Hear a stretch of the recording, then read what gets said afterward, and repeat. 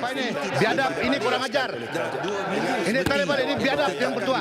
Memang kurang ajar, ini bawa mata layak dulu sini. Something, what you want?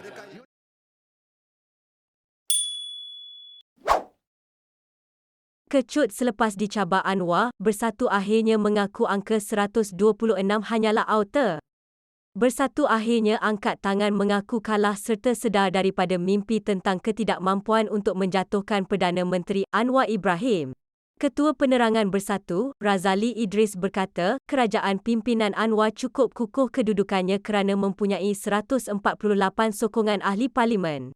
Sangat sukar untuk pihak pembangkang mengatasi jumlah itu, ia bukanlah satu perkara mudah, ujar beliau.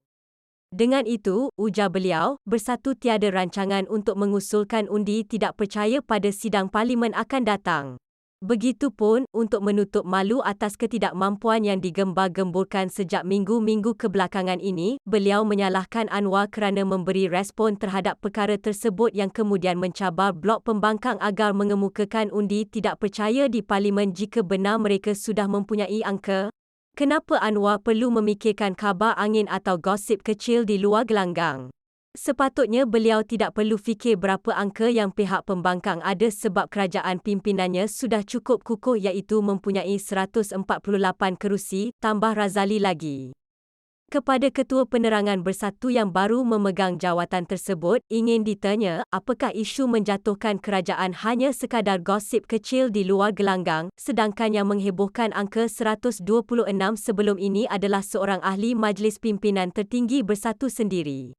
Tidak cukup dengan itu, seorang naib Presiden Bersatu pula dilihat begitu galak menulis pelbagai persepsi mengenai kejatuhan Perdana Menteri di media sosialnya sejak seminggu yang lalu. Isu kecil di Kuala Gelanggangkah jika pimpinan kanan Bersatu sendiri turut jadi steam untuk menukar kerajaan?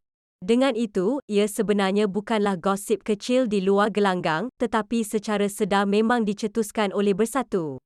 Makanya, tindakan Anwar memberi respon adalah wajar dan munasabah, malah memperlihatkan beliau seorang Perdana Menteri yang peka, berani serta proaktif, tidak seperti PM8 yang sejuk dalam banyak perkara ketika memegang jawatan Perdana Menteri sebelum ini. Mujur jugalah Anwar pantas mencabar agar bertempur di parlimen jika ingin menumbangkannya, maka seluruh negara dengan cepat akhirnya mengetahui angka 126 dan gembar-gembur itu hanyalah palsu dan auta belaka.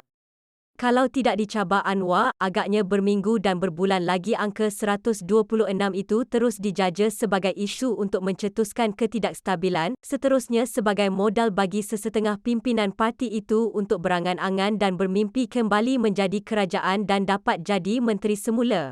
Apabila dicabar Anwar dan sedar angka itu hanya sekadar auta, terkedu dan kecutlah mereka sekarang ini. Lagipun, kalau ikut logiknya, daripada 74 ahli parlimen yang ada bersama-bersama PN ketika ini, entahlah dalam mimpi apa mereka boleh dapat angka 126 itu. Dengan jumlah 126 yang dihebohkan, ia bermakna berlaku pertambahan seramai 52 iaitu seramai 52 ahli parlimen yang menyokong Anwar dan kerajaan perpaduan sekarang beralih menyokong PN yang kini mempunyai 74 ahli parlimen. Daripada parti mana dalam blok kerajaan mereka dapat angka 52 itu? Mudah kata, ini sebenarnya bukan lagi bermimpi di siang hari, tetapi mengigau kerana jiwa kacau, lalu meracau angka yang entah apa-apa.